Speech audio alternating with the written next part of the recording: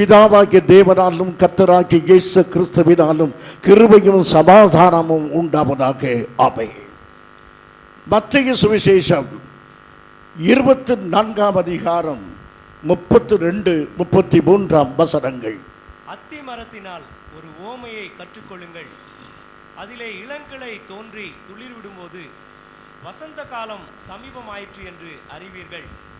அப்படியே இவைகளையெல்லாம் நீங்கள் காணும்போது அவர் சமீபமாய் வாசலருகே வந்திருக்கிறார் என்று அறியுங்கள்.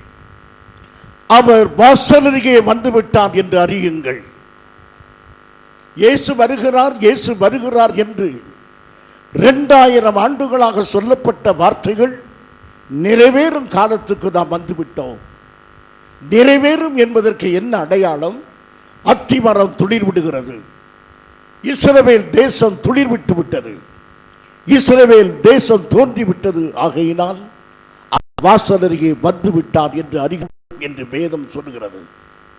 ஆகையினால் அப்போஸ்தலனாகிய பவுல் பேதுருவுடைய காலத்தை அல்ல, நம்முடைய காலம் கிறிஸ்துவின் வருகைக்கு மிக சமீபமாக இருக்கிறது என்று அறிந்து கொள்கிறோம்.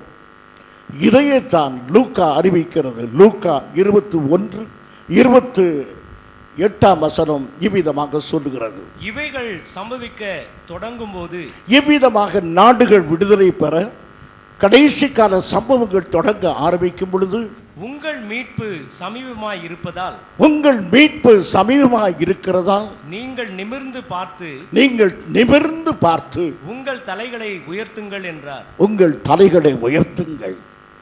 கர்த்தருடைய பிள்ளைகளே, எங்கே வருவார், எங்கே வருவார் என்று உங்களை பார்த்து கேள்வி கேட்க ஆண்டவர் வரவில்லையே என்று நீங்கள் தலை குனிந்து நிற்கும் நிலை அல்ல, தலை நிமிர்ந்து நிற்கக்கூடிய காலம் வந்துவிட்டது. நமது கர்த்தராகிய இயேசு கிறிஸ்து வந்து கொண்டிருக்கிறார். அருமையானவர்களே, உங்கள் மீட்பு சமீபமாக இருக்கிறது. ஏற்கனவே நாம் பாவத்திலிருந்து மீட்கப்பட்டோம். நம்முடைய ஆத்துமா மீட்கப்பட்டிருக்கிறது. இன்னொரு மீட்பு அவசியமாக இருக்கிறது. அது என்ன மீட்பு? ரோமர் 8:23. அதுவும் அல்லாமல் ஆவியின் முதற் பலன்களை பெற்ற நாமும் கூட நம்முடைய சரீர மீட்பாகிய புத்திர சுவிகாரம் வருகிறதற்கு காத்திருந்து நமக்குள்ளே தவிக்கிறோம். நாம் எல்லாரும் தவிக்கிறோம். வியாதி சுகமாக வேண்டும், சரீரத்தின் பிரச்சனைகள் தீர வேண்டும் என்பது ஒரு பக்கம் இருக்க, இன்னொரு பெரிய தவிப்பு, எப்பொழுது இந்த சரீரம் மீட்கப்படும்? மரணம், வியாதி, வேதனை, சங்கடம் இவை ஒன்றும் அணுகாதபடி என்னுடைய சரீரம் மீட்கப்படும் நாள் ஒன்று இருக்கிறது. அந்த நாளுக்காக தவிக்கிறோம். அந்த நாளுக்காக கர்த்தராகிய இயேசு கிறிஸ்து மத்திய வானத்திலே வந்து கொண்டிருக்கிறார். நாம் எல்லாம் மீட்கப்படுவோம். அந்த மீட்புக்காகத்தான் நாம் தவித்து கொண்டிருக்கிறோம். அது சமீபமாக இருக்கிறது என்பதற்கு அடையாளம் அத்திமரம் துளிர் விட்டிருக்கிறது. இஸ்ரவேல் தேசம் மறுபடியும் தோன்றி இருக்கிறது. வரலாறு தெரியாதவர்களுக்கு இருப்பீர்களானால், குற்றமாய் சொல்லவில்லை, உங்களுக்கு நான் சற்று விவரமாய் சொல்வதற்காக சொல்லுகிறேன். இஸ்ரவேல் தேசம் சுமார் 2500 ஆண்டுகள் இல்லவே இல்லை, சிதறி போய்விட்டது. அப்படிப்பட்ட நாடு மறுபடியும் தோன்றியதைத்தான் அத்திமரம் துளிர்விட்டது என்று வேதம் சொல்லுகிறது. இந்த அத்திமரமாகிய இஸ்ரவேல் தோன்றிய பிறகு இயேசு சீக்கிரமாக வருவார். அவர் வந்துவிட்டால் நம்முடைய சரீரம் மீட்கப்படும். இந்த அத்திமரத்தை பாருங்கள். இந்த அத்திமரம் எப்படி இருக்கிறது? யோவேல் 1ஆம் அதிகாரம் 7ஆம் வசனம் இப்படி சொல்லுகிறது. அது என் திராட்சை செடியை அழித்து என் அத்திமரத்தை உரித்து, என் அத்திமரத்தை உரித்து அதன் பட்டையை முற்றிலும் தின்று போட்டது. ஆம், ஆம் பிரியமானவர்களே, அத்திமரத்துடைய பட்டைகள் முற்றிலுமாக தின்று போடப்பட்டன. அத்திமரத்தினுடைய மர பட்டைகள் எல்லாம் உரித்து எடுக்கப்படுகின்றன. அந்நிய படையெடுப்பினாலே, பகைவர்களினாலே, விரோதிகளினாலே இஸ்ரவேல் தேசம் பற்றிக்கப்படுகிறது. அத்திமரத்தின் பட்டைகள் உரிந்து எடுக்கப்படுவது போல என்னுடைய தேசமானது உரிந்து எடுக்கப்படுகிறது. அந்நிய படையெடுப்பினாலே சிதைவுற்று போகிறது, மிகவும் அல்லோலப்பட்டு கொண்டிருக்கிறது என்பதை இந்த வசனம் சொல்கிறது. ஆம் பிரியமானவர்களே, ஆண்டவராகிய இயேசு கிறிஸ்து வருவதற்கு முன்பு இஸ்ரவேல் தேசம் வேண்டும். இந்த உலகத்தில் 1000 வருட அரசாட்சியை உண்டாக்கும்படியாக இயேசு மறுபடியும் வருவதற்கு முன்பு இந்த அத்திமரம் வெகு பாடுபட வேண்டும். இஸ்ரவேல் தேசம் ரட்சிக்கப்பட வேண்டும். அதற்கு முன்பு அது கடுமையான உபத்திரவங்களை சந்திக்க வேண்டும். அதன் அத்திமரத்தின் பட்டைகள் உரிக்கப்படுவது போல இஸ்ரவேல் தேசமானது மிகவும் பாடுபடும், மிகவும் வேதனைப்படும் என்று வேதம் சொல்கிறது.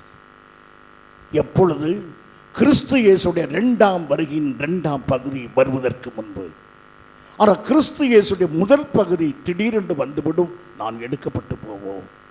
நாம் பரலோகத்துக்கு போன பிறகு பூமி எங்கும் உபத்திரவம், அதில் இஸ்ரவேல் தேசம் சிக்கிக்கொள்ளும்.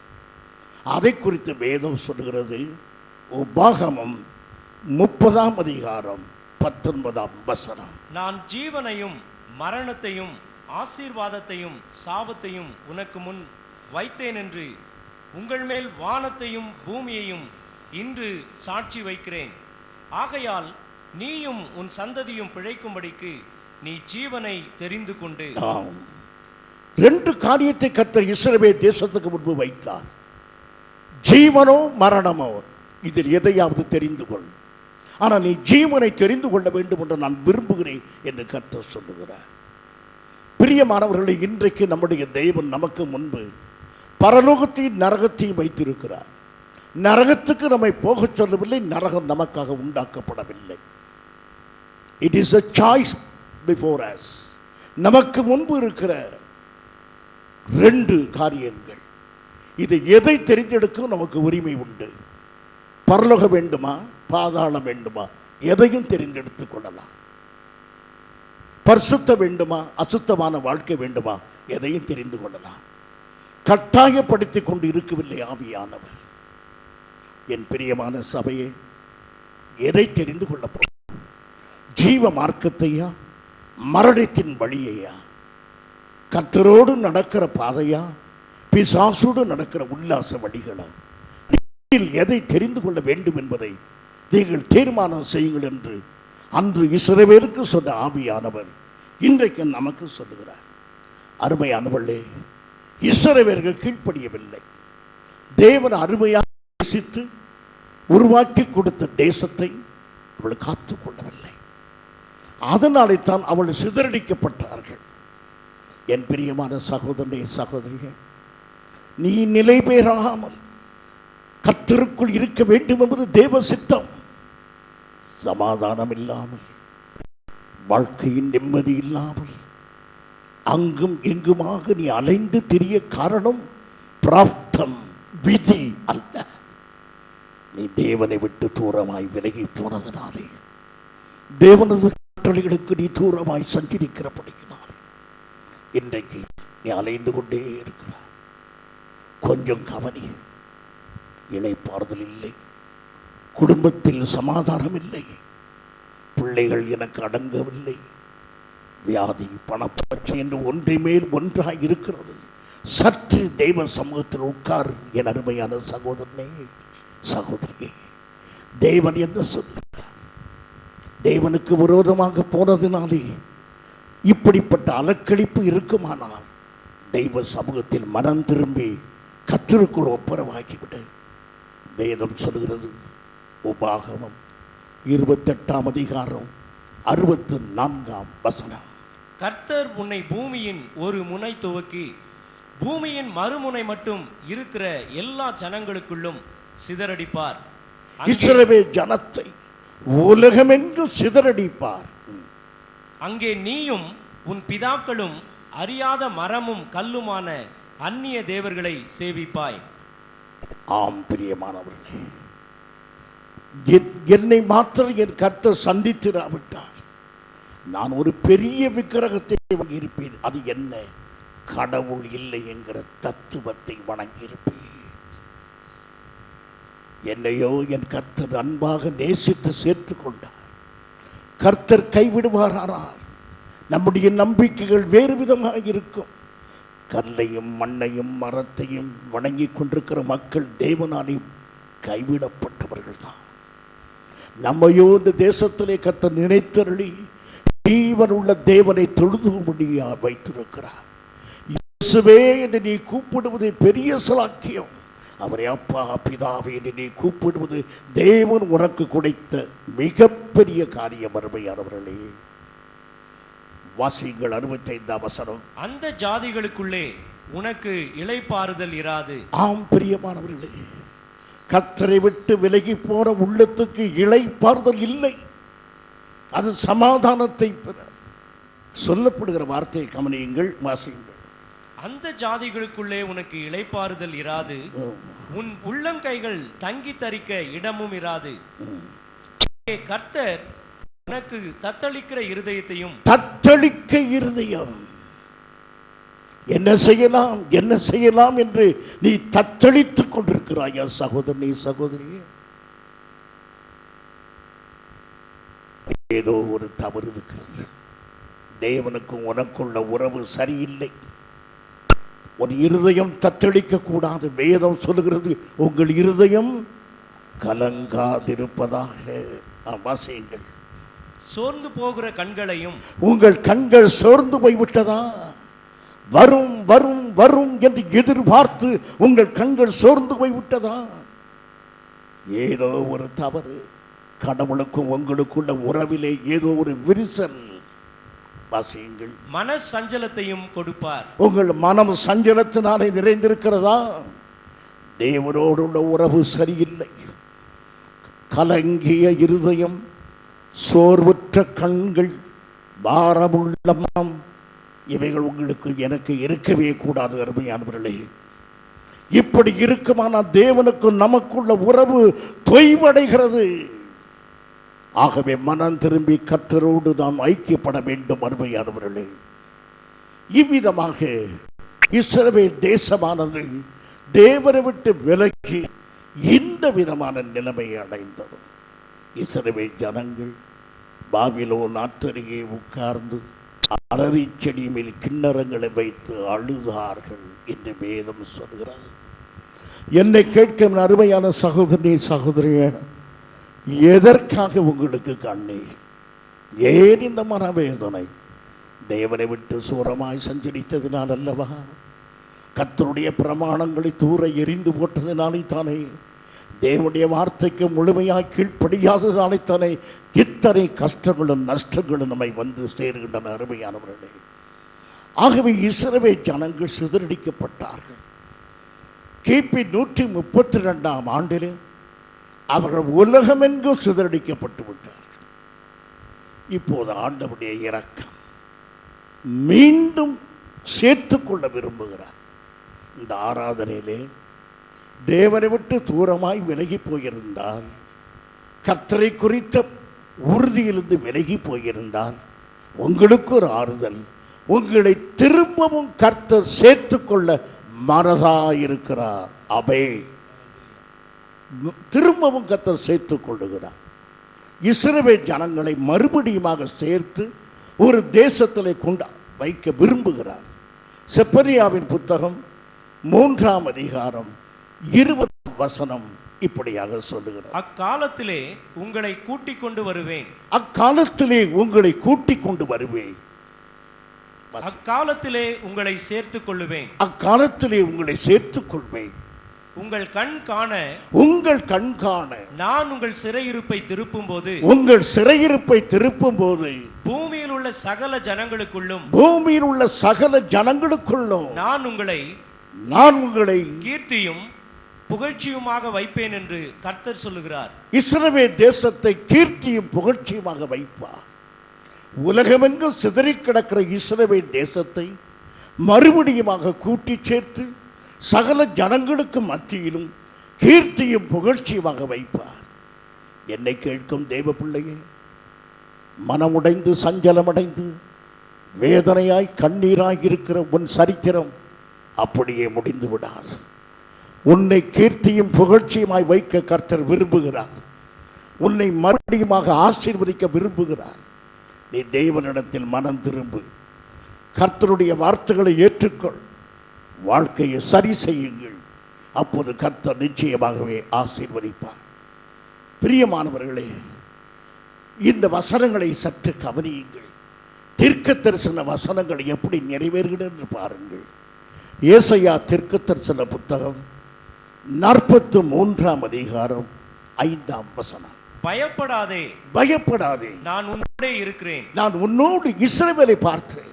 சிதறி கிடக்கிற இஸ்ரவேலே, பல்வேறு தேசங்களில் அடிமைகளாய் கண்ணீரும் கம்பரையுமாய் இருக்கிற என் ஜனமே, என் தேசமே, பயப்படாதே. வாசியுங்கள். நான் உன் சந்ததியை கிழக்கிலிருந்து வரப்பண்ணி, நான் உன் சந்ததியை கிழக்கிலிருந்து வரப்படுவேன். அருமையானவர்களே, எது கிழக்கு? இஸ்ரவேலுக்கு கிழக்கு ஐரோப்பா. ஐரோப்பாவில் இருந்து 87% யூதர்கள் இஸ்ரவேலுக்கு திரும்பினார்கள். உலகத்திலேயே அதிகம் பேர் திரும்பினது ஐரோப்பாவில் இருந்துதான். சிதறி கிடந்த யூதர்கள் 87% இஸ்ரவேலுக்கு திரும்பினார்கள்.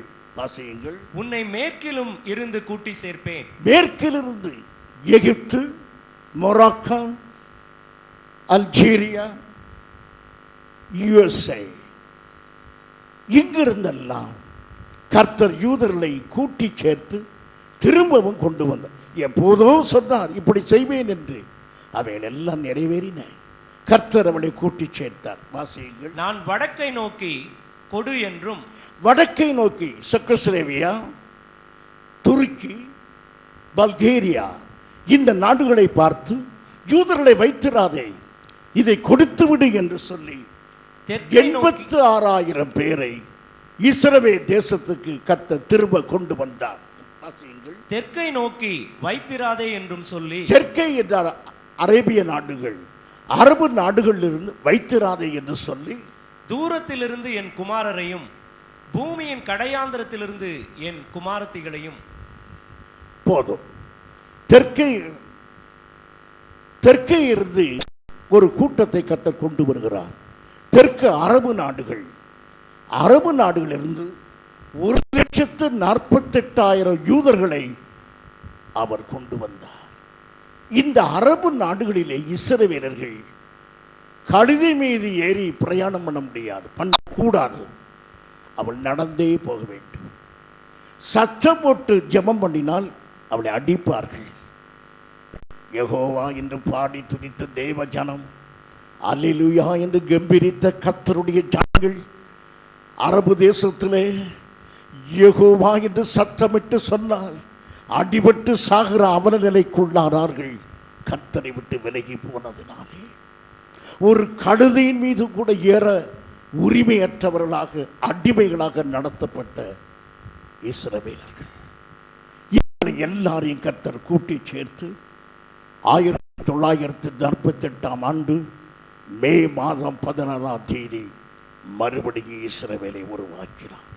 நமது கர்த்தர் ஜீவிக்கிறார். அருமையானவர்களே, அவருடைய வார்த்தைகள் அப்படியே நிறைவேறின. நான் இன்னும் கொஞ்சம் விஸ்தாரமாய் உங்களோடு பேசுகிறேன், கொஞ்சம் கவனியுங்கள். இஸ்ரவேல் தேசம் மறுபடியும் உதயமாயிற்று என்றால் அதில் நீங்கள் கவனிக்க வேண்டும். இஸ்ரவேலுடைய மொழி எது? எபிரேய மொழி. அந்த எபிரேய மொழி அப்படியே ஒளிந்து போய்விட்டது. எபிரேய மொழி வழக்கில் இல்லை. சமஸ்கிருத மொழி வழக்கில் இல்லாதது போல எபிரேய மொழி வழக்கில்லாமல் போயிற்று. கர்த்தர் ஜனங்களை எல்லாம் கூட்டி சேர்த்த பிறகு பழைய ஏற்பாட்டிலிருந்து 10,000 எபிரேய வார்த்தைகளை எடுத்தார்கள். மொழியை மறுபடியும் உண்டாக்குவதற்காக 10,000 எபிரேய வார்த்தைகளை எதிலிருந்து எடுத்தார்கள்? பழைய ஏற்பாட்டிலிருந்து எடுத்தார்கள். இவ்விதமாக சீக்கிரத்திலே எபிரேய மொழி உருவாயிற்று. இன்றைக்கு இஸ்ரவேல் தேசத்திலே 30 செய்தித்தாள்கள் இருக்கின்றன எபிரேய மொழியிலே. எவ்வளவு பெரிய விடுதலை பார்த்தீர்களா? வழக்கொழிந்து போன எபிரேய மொழி மீண்டும் உயிர் பெற்று இன்றைக்கு 37 பத்திரிகைகள் அதே மொழியில் இருக்கின்றன. மொழி மிக முக்கியம். நான் சொல்வதை கவனியுங்கள். தமிழ் மொழி மிக முக்கியம். கிறிஸ்தவர்களுக்கு தமிழ் மொழி மிக முக்கியம். ஆங்கில மோகத்திலிருந்து விடுதலை பெற வேண்டும். வேதாகமத்தை ஆங்கிலத்தில் வாசிப்பதை ஓரளவுக்கு பயன்படுத்தி தமிழில் வேதத்தை வாசியுங்கள். என்ன திடீரென்று தமிழ் பற்று வருகிறது? தமிழ் பற்று அல்ல, கர்த்தர் மேல் உள்ள பற்று. வேத புத்தகத்தை திருப்பிய உடனே முதல் பக்கத்தில் இருக்கிறது, இது மூல பாஷையாகிய எபிரேயு கிரேக்க மொழியிலிருந்து நேரடியாக மொழிபெயர்க்கப்பட்டது தமிழ் வேதாகமம். உலக ஆங்கில வேதாகமத்தை விட மிக சிலாக்கியமான ஒன்று நாம் நேரடியாக மூல பாஷையிலிருந்து நாம் எடுத்திருக்கிறோம் இந்த வேத புத்தகத்தை. ஆகையினால் சரியான விளக்கத்தை ஆங்கில வேத புத்தகம் அல்ல, எதுதான் தர முடியும்? தமிழ் வேதாகமம் மாத்திரமே. ஆகையினால் உங்கள் பிள்ளைகளை நீங்கள் ஆங்கில பண்டிதர்களாக வைத்துக் கொள்வதில் எனக்கு ஆட்சேபனை இல்லை. ஆனால் தமிழ் வேதாகமத்தை வாசிக்க கொடுங்கள். தமிழில் வேதத்தினுடைய சத்தியங்கள் சரியாக அறிந்து கொள்ள உதவி செய்யும். அது மாத்திரமல்ல, இஸ்ரவேல் தேசமானது அந்நிய படையெடுப்பினாரை பாழாயிற்று. தீத்துராயன் காலத்தில் தெருக்கள், நகரங்கள், பட்டணங்கள் எல்லாம் நாசமாயின. இப்போது பாருங்கள் அந்த தேசம் எப்படி இருக்கிறது என்று. ஏசாயா 35:1. ஏசாயா 35ஆம் அதிகாரம். வனாந்திரமும் வறண்ட நிலமும் மகிழ்ந்து கடுவெளி கழித்து புஷ்பத்தை போல செழிக்கும். இப்போது பாருங்கள், இஸ்ரவேல் தேசம் வனாந்திரம் போல இப்போது தேசமான செழிமையாக இருக்கிறது. எங்கு பார்த்தாலும் பாலும் தேனும் ஓடுகிற அருமையான தேசமாக அது மாறி இருக்கிறது. கர்த்தர் தேசத்தை ஆசீர்வதித்திருக்கிறார். பிரியமானவர்களே, நம்முடைய நாட்டில் இப்போது எங்கு பார்த்தாலும் மரம் நடு விழா நடக்கிறது. ஏதாவது விழா என்றால் உடனே மரம் நடுகிறார்கள். புதிதாக தோன்றிய இஸ்ரவேல் தேசத்தில் மரங்கள் வளர வேண்டும் என்பது தேவ சித்தம். எசேக்கியேல் 36ஆம் அதிகாரம் 30ஆம் வசனம் வாசியுங்கள். நீங்கள் இனிமேல் ஜாதிகளுக்குள்ளே பஞ்சத்தினால் உண்டாகும் நிந்தையை அடையாதபடிக்கு விருட்சத்தின் கனிகளையும் வயலின் பலன்களையும் பெருக பண்ணுவேன். விருட்சத்தின் மரங்களை பெருக பண்ணுவேன், கனிகளை பெருக பண்ணுவேன், தாவர வர்க்கத்தை பெருக பண்ணுவேன் என்று கர்த்தர் சொன்னார்.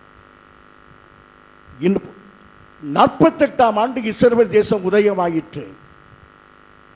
முதல் 16 ஆண்டுகளிலே 83 மில்லியன் மரங்கள் நடப்பட்டன. 83 மில்லியன் மரங்கள் இஸ்ரவேலில் நடப்பட்டன. வேத வாக்கியம் நிறைவேறுகிறது.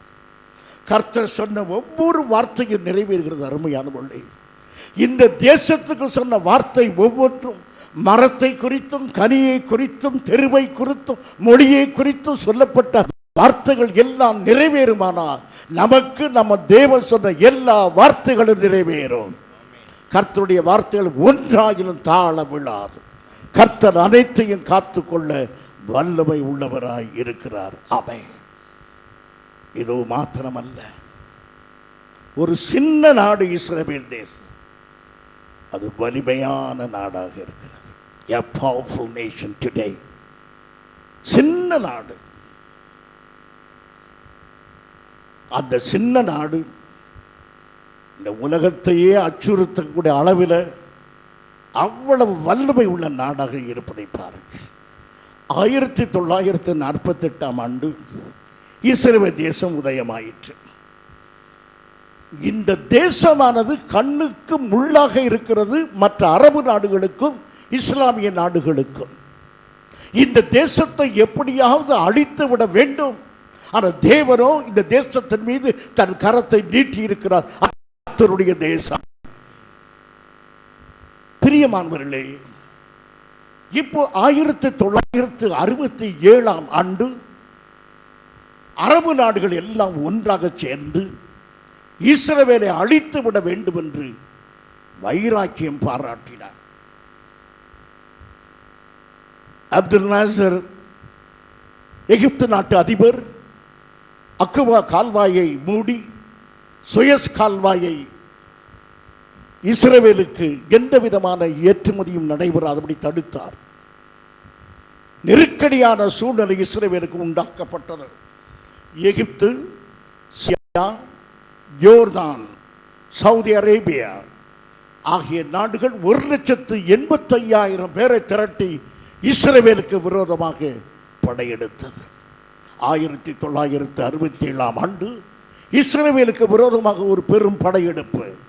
என்னை கேட்கும் அருமையான சகோதரனே, சகோதரியே, கர்த்தருடைய பிள்ளையாக இருந்தாலும் நமக்கு போராட்டம் உண்டு. இஸ்ரவேலுக்கு விரோதமாக படையெடுப்பு வந்தது போல நமக்கு விரோதமாக மற்றவர்களாலே தீங்கு, வியாதி, வறுமை, கஷ்டம் வரலாம். சோர்ந்து போய்விடாதீர்கள். இஸ்ரவேல் தேசமானது யுத்தத்துக்கு ஆயத்தமானது. அருமையானவர்களே, அப்துல் நாசர் எகிப்து நாட்டு அதிபர் சொன்னார், the war will be total, the nation Israel will be wiped out from the world map. உலக வரைபடத்திலிருந்து இஸ்ரவேல் தேசம் காணாமற் போய்விடும். இந்த யுத்தத்துக்கு பிறகு இஸ்ரவேல் தேசம் இருக்காது. அவ்விதமாக கங்கணம் கட்டினார்கள். அருமையானவர்களே, யுத்தம் ஆரம்பித்தது. யுத்தம் ஆரம்பித்த 2 நாளில் நடைபெற்ற சம்பவங்கள். அரபு நாட்டைச் சேர்ந்த 400 யுத்த விமானங்கள் அளிக்கப்பட்டன. யோர்தான் நாடு 2வது நாள் யுத்த களத்திலிருந்து விலகி ஓடியது. கர்த்தர் இஸ்ரவேலின் யுத்தத்தை நடத்தினார்.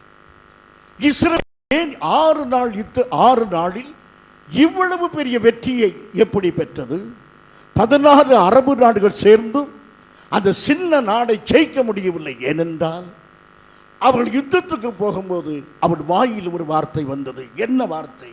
உபாகமம் 20ஆம் அதிகாரம் 3-4 வசனங்கள். இஸ்ரவேலரே கேளுங்கள், இஸ்ரவேலரே கேளுங்கள், இன்று உங்கள் சத்துருக்களுடன் யுத்தம் செய்ய போகிறீர்கள். நீங்கள் இன்று உங்கள் சத்துருக்களோடு யுத்தம் செய்ய போகிறீர்கள். உங்கள் இருதயம் துவள வேண்டாம், உங்கள் இருதயம் துவள வேண்டாம். நீங்கள் அவர்களை பார்த்து பயப்படவும் கலங்கவும் தத்தளிக்கவும் வேண்டாம். உங்களுக்காக உங்கள் சத்துருக்களோடு யுத்தம் பண்ணவும் உங்களை ரட்சிக்கவும் உங்களோடு கூட போகிறவர் உங்கள் தேவனாகிய கர்த்தர் என்று சொல்ல வேண்டும். உங்கள் தேவனாகிய கர்த்தர் என்று சொல்ல வேண்டும். இதை சொல்லிக்கொண்டே புறப்பட்டார்கள். 100ஆம் சங்கீதத்தை பாடிக்கொண்டே யுத்த களத்துக்கு போனார்கள். பூமியின் குடிகளே எல்லாரும் கர்த்தரை கம்பீரமாய் பாடுங்கள் என்று. ஆகவே அவள் வெற்றி பெற்றார்கள். கர்த்தரை துதித்து வெற்றி பெற்ற தேசம் இஸ்ரவேல் தேசம். தேவனை நம்பி தோற்காத ஒரு தேசம் இஸ்ரவேல் தேசம். என் அருமையான சகோதரனே, சகோதரியா, வேலை சரத்தில் உள்ள எதிர்ப்பா, பலவிதமான சூழ்நிலைகளா, கர்த்தரை துதியுங்கள், நீங்கள் வெற்றி பெறுவீர்கள். யுத்தத்தை கர்த்தர் கையிலே கொடுங்கள். கர்த்தர் உங்களுக்காக இன்றைக்கு யுத்தம் செய்ய வல்லவராய் இருக்கிறார். இஸ்ரவேல் தேசம் அவ்விதமாக வெற்றி பெற்றது. கவனிங்கள் அருமையானவர்களே, இவ்விதமாக இஸ்ரவேல் தேசம் மறுபடியுமாக ஓரளவுக்கு சமாதானமாக இருக்கிறது. இப்போதும் பிரச்சனை. பாலஸ்டைன் லிபரேஷன் ஆர்கனைசேஷன் PLO ஒரு பிரச்சனையை உருவாக்குகிறது. ஈரான் நாடு, ஈராக் நாடுகள் இஸ்ரவேலுக்கு விரோதமாகவே இன்றும் இருக்கின்றன. அரபு நாடுகளுடைய கோபம் தணிந்தபாடு இல்லை. இப்படிப்பட்ட நிலைமையிலே உலகம் எதிர்பார்த்து கொண்டிருக்கிறது ஒரு புதிய உலகம் வரும் என்று. The world is awaiting a new age. ஒரு புதிய காலம் வரும். எல்லா தெய்வங்களும் ஒன்றுதான் சொல்லக்கூடிய ஒரு புதிய மதம் வரும். The world religion, உலகத்தில் ஒரு பெரிய மதம் வரப்போகிறது. எது? எல்லா தெய்வங்களும் ஒன்றுதான். இன்றைக்கும் சொல்லுங்க, எல்லா சபைகளும் ஒன்றுதான். இல்லை, இல்லை. சத்தியத்தின்படி நடக்கிறது மாத்திரமே சபை. ஆவியின்படி நடத்தப்படுகிறது மாத்திரம் சபை. ஆகையினால் இன்றைக்கு எல்லா சபை வேறுபாடுகளை மறப்பது போல எல்லா சமயங்களையும் மறந்து ஒரே தெய்வத்தை வழிபட வேண்டும் என்று எந்த தெய்வத்தையும் வழிபடலாம் என்கிற காலம் ஒன்று வரப்போகிறது. அந்த காலம் வந்தவுடனே அந்தி கிறிஸ்து தலைவராவான். எல்லா தெய்வங்களையும் தள்ளிவிட்டு நானே தேவன் என்பான். ஆம் பிரியமானவர்களே, இப்போதே மனிதர்கள் தெய்வங்களாக மாறுகிறார்கள். ஆணாக இருந்தும் அம்மாவாக மாறுகிற அவலட்சணங்களும் இருக்கின்றன தெய்வீகத்தில். என் பிரியமான சகோதரனே சகோதரியா, இப்படியெல்லாம் மனித வழிபாடுகள், மனித கொள்கைகள் நிறைந்த மதமாகிய புதிய உலகம் வந்து கொண்டிருக்கும்போது நாம் இவைகளை குறித்தெல்லாம் யோசிக்காதபடி நமது கர்த்தராகிய இயேசு கிறிஸ்து மத்திய வானத்திலே வருவார் என்று அவரை எதிர்பார்த்து கொண்டிருக்கிறோம். நமக்காக நமது கர்த்தராகிய இயேசு கிறிஸ்து சீக்கிரம் வருவார். அருமையானவர்களே, இப்போது உலகம் எப்படி இருக்கிறது, இனி எப்படி இருக்கும்? லூக்கா சுவிசேஷம் 17ஆம் அதிகாரம் 26, 27. நோவாவின் நாட்களில் நடந்தது போல மனுஷகுமாரனுடைய நாட்களிலும் நடக்கும். நோவா பேழைக்குள் பிரவேசித்த நாள் வரைக்கும் ஜனங்கள் புசித்து குடித்தார்கள், பெண் கொண்டு கொடுத்தார்கள். ஜலப்பிரளயம் வந்து எல்லாரையும் அழித்து போட்டது. ஜலப்பிரளயம் வருகிற வரையிலும் ஜனங்கள் இஷ்டம் போல ஆடி பாடி கொண்டிருந்தார்கள். இன்றைக்கும் ஆண்டவராகிய இயேசு கிறிஸ்து ராத்திரி 10 மணிக்கு வருவாரானால், ஆண்டவரே கொஞ்சம் வரும், இந்த சீரியலுடைய கடைசி காட்சி வருகிறது, தொடரும் என்று போட்டவுடனே எழுந்து விடுவேன், நம் ஆவிக்குரிய பயணம் தொடரும், அதுவரை காத்திரும். என் பிரியமான சகோதரனே சகோதரியை, நீங்கள் கர்த்தருக்காக காத்திருங்கள். நினையாத வேளையில் தேவன் மத்திய வாரத்தில் வருவார். இந்த உலகமானது கர்த்தரை குறித்தோ அவருடைய வருகையை குறித்தோ எந்த கவலையில்லாமல் ஓடிக்கொண்டிருக்கிறது. கர்த்தருடைய பிள்ளைகளும் அப்படியே இருக்கிறார்கள். நீங்களோ அவருடைய வருகைக்காக ஜாக்கிரதைப்பட்டு பரிசுத்த ஜீவியம் செய்ய வேண்டும் என்று உங்களை வெகு அன்போடு நான் வேண்டிக் கொள்கிறேன். அருமையானவர்களே, இப்படி இருக்கும் பொழுது நாம் எடுத்துக்கொள்ளப்பட்ட பிறகு ஒரு சம்பவம் நடக்கும். இனி யாருக்கு பேசுகிறேன் என்றால் உங்கள் அறிவுக்கு பேசுகிறேன், உங்கள் அனுபவத்துக்கல்ல, உங்கள் அறிவுக்கு. நான் இருமாப்பாய் பேசவில்லை என் சகோதரனே. என் இருதயத்தின் பாரத்தினாலே உங்களோடு வார்த்தை சொல்லுகிறேன்.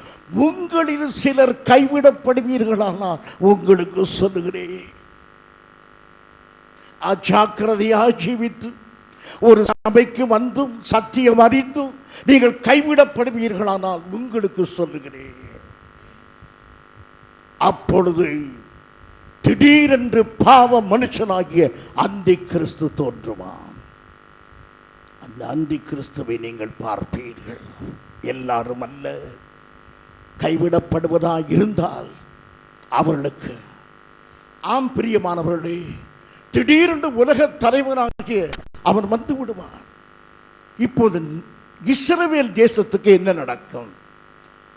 தானியேல் 9:27. கொஞ்சம் சீக்கிரம் வாசி.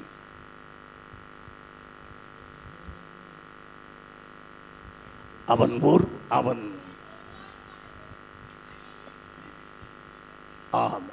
ஒரு வாரம் அளவும் அநேகருக்கு உடன்படிக்கை பண்ணுவான். அந்தி கிறிஸ்து அநேக நாடுகளோடு உடன்படிக்கை பண்ணுவான். அதோடு யாரோடு உடன்படிக்கை பண்ணி கொள்வான்? இஸ்ரவேல் தேசத்தோடு உடன்படிக்கை பண்ணுவான். நான் உன்னை ஆதரிப்பேன், நான் உன்னை கட்டுவேன், நான் உனக்கு பராமரிப்பேன், நான் உனக்கு பாசமாக இருப்பேன் என்று ஒரு உடன்படிக்கை பண்ணுவான். இஸ்ரவேலுக்கு இதுவரைக்கும் உடன்படிக்கை பண்ணின கர்த்தராகி இயேசு கிறிஸ்துவை தள்ளிவிட்டு, யெகோவாவை தள்ளிவிட்டு அந்தி கிறிஸ்துவோடு இஸ்ரவேல் தேசம் உடன்படிக்கை பண்ணும். அந்த வாரம் 3 வருஷங்கள் சென்ற பிறகு அந்த உடன்படிக்கையை அவன் மீறி நடப்பான். 3 வருஷம் கடந்த உடனேயே அந்தி கிறிஸ்து தன்னுடைய உடன்படிக்கையை உடைப்பான். உடைத்து பலியை, காணிக்கை எல்லாம் ஒழிய பண்ணுவான். தேவாலயத்தில் தானே தேவன் என்று உட்கார்ந்து கொள்ளுவான். 2 தெசலோனிக்கர் 2ஆம் அதிகாரம் 4ஆம் வசனம். அவன் எதிர்த்து நிற்கிறவனாயும் எனப்படுவது எதுவோ ஆராதிக்கப்படுவது எதுவோ அவை எல்லாவற்றிற்கும் மேலாக தன்னை உயர்த்துகிறவனாயும் தேவனுடைய ஆலயத்தில் தேவன் போல உட்கார்ந்து தன்னைத்தான் தேவன் என்று காண்பிக்கிறவனாயும் இருப்பான். ஆம் பிரியமானவர்களே, அன்றி கிறிஸ்து தேவாலயத்தில் உட்கார்ந்து, இந்த தேவாலயம் எப்போது கட்டப்படும்? உபத்திரவ காலத்தில் கட்டப்படும். கட்ட யார் உதவி செய்வார்? இந்த அந்தி கிறிஸ்து. இஸ்ரவேலுக்கு பெரிய மகிழ்ச்சி, திரும்பவும் ஆலயம் வருகிறது என்று. அந்த ஆலயத்தில் பலி காணிக்கைகள் பழைய ஏற்பாடு போல நடக்கும். இன்றைக்கு இயேசுவை ஏற்றுக்கொள்ளாத இஸ்ரவேல் திடீரென்று அந்தி கிறிஸ்து அந்த ஆலயத்தில் உட்கார்ந்து தானே தேவன் என்று காட்டுவான். அப்படி காட்டுவதை இயேசு சொல்கிறார். மத்திய சுவிசேஷம் 24ஆம் அதிகாரம் 16ஆம் வசனம் இப்படி சொல்லுகிறது.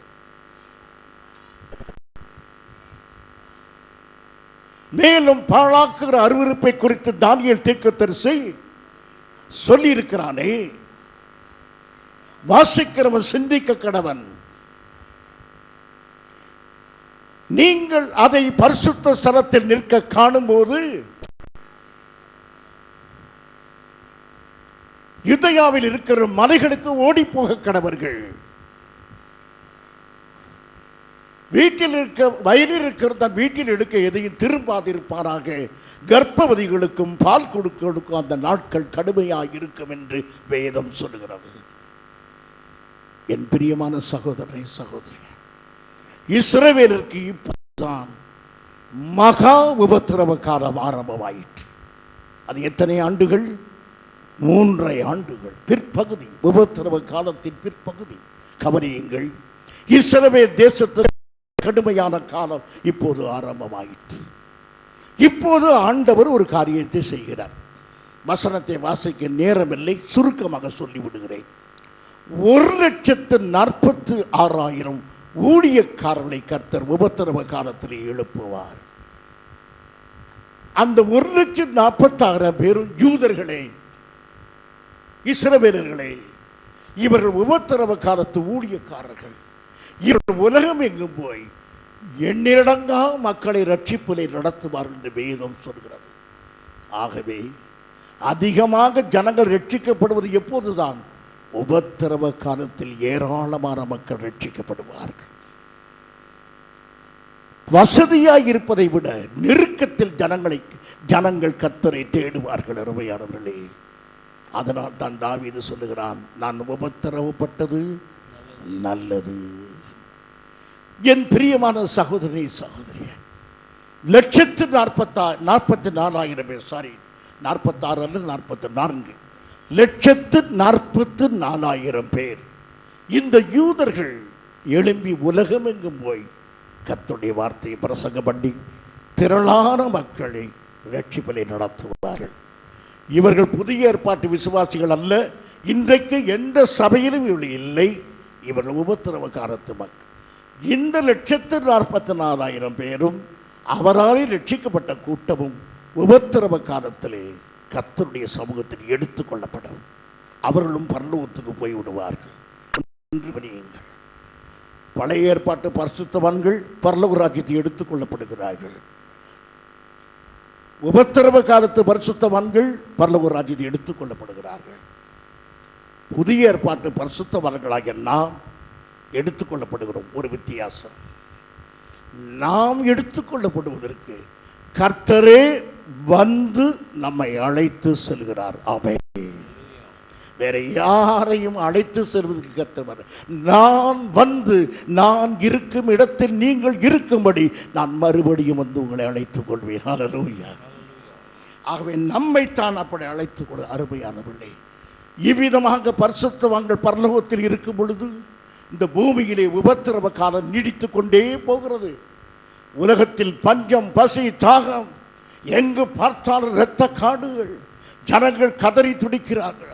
கள்ளத்திற்கு தரிசை சாத்தாராயுடைய மூவருடைய வாயிலும் இருந்து தவளை கொப்பான ஆவிகள் வந்து உலகத்தின் ராஜாக்களை எல்லாம் அழைத்து கிறிஸ்துவுக்கு விரோதமாக போராட வரும். இஸ்ரவேல் தேசத்துக்கு விரோதமாக அர்மகெதான் என்ற இடத்திலே கடைசி யுத்தம் நடக்கும்.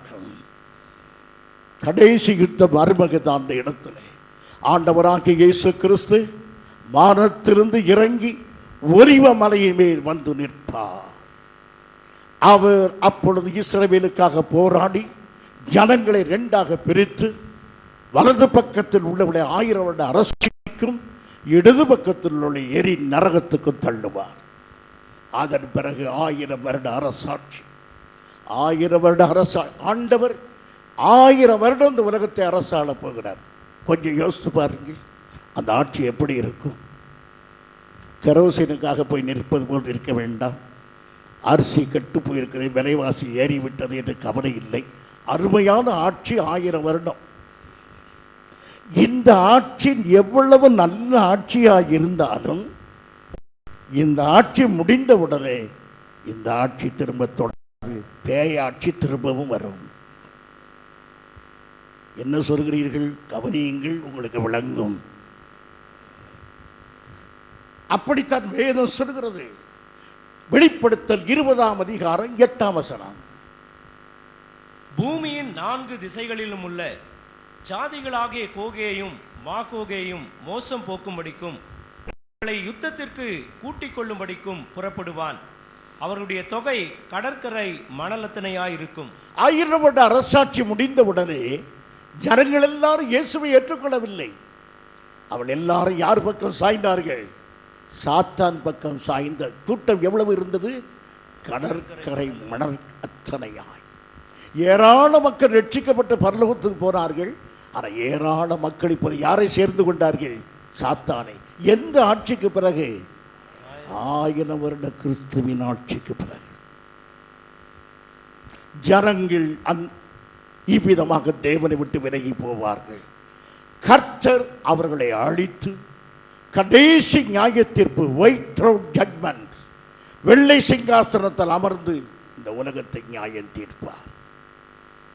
உலகத்தில் உள்ள மரித்தோராகிய பெரியோர் சிறியோர், பூமான்கள் சீமான்கள் கோமான்கள் மிட்டாசாஸ்கள் மிராசுதார்கள், எம்எல்ஏக்கள் எம்பிக்கள், வட்ட செயலாளர்கள் மாவட்ட செயலாளர்கள் எல்லாரும் எழும்பி நிற்பார்கள். அப்போது தீர்ப்பு வாசிக்கப்படுகிறது. வெளிப்படுத்தல் 20:15. ஜீவ புஸ்தகத்திலே எழுதப்பட்டவனாக காணப்படாதவன் எவனோ அவன் அக்கினி கடலிலே தள்ளப்பட்டான். ஜீவ புஸ்தகம் எல்லாருடைய பேரும் ஜீவ புஸ்தகத்தில் இருக்கும். உலகத்தில் பிறந்த எல்லாருடைய பேரும் ஜீவ புஸ்தகத்தில் இருக்கும். ரட்சிக்கப்படாவிட்டால் அது கிறுக்கப்படும். கடைசி நாள் மரித்தோர் யாவரையும் எழும்பி நிற்கிறார்கள். மரித்து எழும்பி நிற்கிறார்கள் உயிரோடு. ஜீவ புஸ்தகத்தில் அந்த பெயரெல்லாம் கிறுக்கப்பட்டு விட்டன. ஏனென்றால் ரட்சிக்கப்படாதவர்கள். ஜீவ புஸ்தகத்தில் பெயர் எழுதப்பட்டு காணப்படாதவன் எவனோ அவன் அக்கினி கடலில் தள்ளப்படுவான். என்னை கேட்கும் அருமையான சகோதரனே சகோதரி, கோடிக்கணக்கான மக்கள் நரகத்துக்கு போகிறார்கள். நீங்கள் என்ன செய்ய போகிறீர்கள்? அருமையானவர்களே, இன்னும் நீங்கள் காலையும் மாலையும் அந்தண்டு வேண்டிய ஆகாரத்தை எனக்கு இன்று தாரும், என்னையும் என் பிள்ளைகளையும் பத்திரமாக பாதுகாத்து கொள்ளும், இதை மாத்திரமே வேண்டிக் கொண்டு மாபெரும் பணியை மறந்து போவீர்களானால் கர்த்தர் உங்களிடத்தில் கணக்கு கேட்பார். உங்கள் அநேகருக்கு இன்றைக்கு கர்த்தர் பேசுகிறார். நீங்கள் ஊழியம் செய்யுங்கள் அருமையானவர்களே. ஆத்துமாக்களை கர்த்தருக்கென்று சம்பாதியுங்கள். கலிலேயாவிலே சாதாரண மனிதனாக வந்த இயேசு கிறிஸ்து ராஜாதி ராஜனாக வந்து கொண்டிருக்கிறார். அருமையானவர்களே, கழுதை மீது ஏறி வந்த கர்த்தர் வெள்ளை குதிரை மீது ஏறி வருகிறார். வேலைக்காரனாக வந்தவர் அதிகாரமுள்ள நியாயாதிபதியாய் வந்து கொண்டிருக்கிறார். முள்ளிலான கிரீடத்தை சூடியவர் ராஜ கிரீடத்தை சூடி வந்து கொண்டிருக்கிறார். தடியினாலே அடிபட்ட தேவன் தன் கையிலே கோல் எடுத்து இந்த உலகத்தை ஆள, இரும்பு கோல் எடுத்து இந்த உலகத்தை ஆள வருகிறார். கோலால் அடிக்கப்பட்ட நம்முடைய கர்த்தர் கோல் எடுத்து இந்த உலகத்தை ஆளுவதற்கு வந்து கொண்டிருக்கிறார். நிமிர்ந்து நின்று அவரை பார்த்து பரிகாசம் பண்ணினவர்கள் குனிந்து நின்று முழங்காலில் நின்று கதறி துடிக்க காலம் ஒன்று வரப்போகிறது. அதற்கு முன்பு நாம் ஆயத்தமாவோம். அதற்கு முன்பு நம்முடைய கர்த்தரை சந்திக்க நான் ஆயத்தமாவோம். நாம் ஜெபம் பண்ணுவோம். உம்முடைய அன்பின் குமாரரும் எங்கள் அருமை இரட்சகருமான இயேசு கிறிஸ்துவுடைய நாமத்திலே வருகிறோம். உம்முடைய வருகை மிக சமீபம் என்பதை வேத வரலாற்று சம்பவங்களோடு எங்களுக்கு இந்த 1 மணி நேரம் நீ சுட்டி காட்டினீர் ஆண்டவரே. நாங்கள் ஜாக்கிரதையாய் ஜீவிக்க எங்கள் ஒவ்வொருவருக்கும் நீ கிருபை தாரும் ஆண்டவரே. அலட்சியமாய் அசட்டையாய் இருக்கிற மக்களை நீ சந்தித்து எப்படியாவது உமக்குள்ளே ஆர்வமுள்ள மக்களாக மாற்ற வேண்டும் என்று ஜெபிக்கிறோம். எங்கள் சபையிலே இன்னும் வசனத்துக்கு ஒரு நடுக்கமும் பரிசுத்தத்தை இனி அதிகமாய் தர வேண்டும் என்று வேண்டுகிறோம். சபை மக்கள் யாவருடைய வருகைக்கு ஆயத்தப்பட்டு இருக்க உதவி செய்யும். பிரசங்கம் நான் ஆகாதவனாய் தள்ளப்பட்டு போகாதபடி என் சரீரத்தை ஒடுக்கி உம்முடைய வருகை கண்டு ஆயத்தப்பட எனக்கும் உதவி செய்யும் ஆண்டவரே. உம்முடைய வல்ல நல்ல கரத்தில் யாவரையும் தாழ்த்தி ஒப்புக் கொடுக்கிறோம். யாவரும் பரிசுத்தமாய் வாழ்ந்து மத்திய வானத்தில் வரும்போது வாரும் இயேசுவே, கர்த்தராகிய இயேசு கிறிஸ்துவே வாரும் ஆமென் என்று சொல்லத்தக்கதாக எங்கள் யாவரையும் மாற்றுவீராக. இயேசுவின் நாமத்தில் பிதாவே ஆமென். என் ஆத்துமாவே கர்த்தரை ஸ்தோத்திரி, என் முழு உள்ளமே அவர் பரிசுத்த நாமத்தை ஸ்தோத்திரி. என் ஆத்துமாவே கர்த்தரை ஸ்தோத்திரி, அவர் செய்த சகல உபகாரங்களை மறவாதே. ஆமென். நம்முடைய கர்த்தராகிய இயேசு கிறிஸ்துவின் கிருபையும் பிதாவாகிய தேவனுடைய அன்பும் பரிசுத்த ஆவியானுடைய ஐக்கியமும் நம் அனைவரோடு கூட என்றும் இருப்பதாக. ஆமென்.